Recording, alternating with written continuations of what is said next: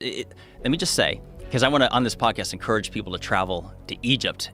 Joe, you got to go. Yeah, the Richat, R-I-C-H-A-T. It's worth mentioning that. Got it already here. Yeah, in the first couple, I just want to say it's Richat. I used to call it Ricot. I was mispronouncing it. But let me ask you this, Joe, real quick. When you saw my video, was that the very first time you had ever seen this thing before? Yeah. That's the thing. So many. When I first saw this, I was like, what the fuck is that? By the way, you see that white? All those white blemishes? That's salt. This was under the ocean, and people, let me just say, you mentioned Randall Carlson and Graham Hancock.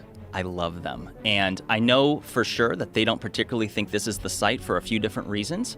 So let me say there's absolute doubt. Even I am not 100% certain. I'm not even 100% certain Atlantis existed. What I am certain is that humans were doing spectacular things, and a cataclysmic event happened called the Younger Dryas and reset something for somebody. Is there a natural explanation for this formation? Yes. So let me say that it is considered to be mysterious. They're not 100% certain of it. However, the consensus is that it was a volcanic dome that had risen and collapsed multiple times, like 100 million years ago, allegedly.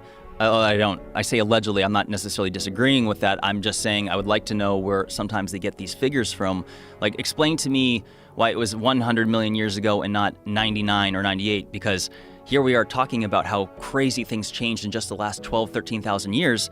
So when they throw around these numbers, 1 million years in itself is an incredibly long period of time. But getting back to your question, some had originally thought that maybe it was an impact site from an asteroid, or perhaps, but there's no evidence for it. Like, there's none of the problem is there's these concentric circles.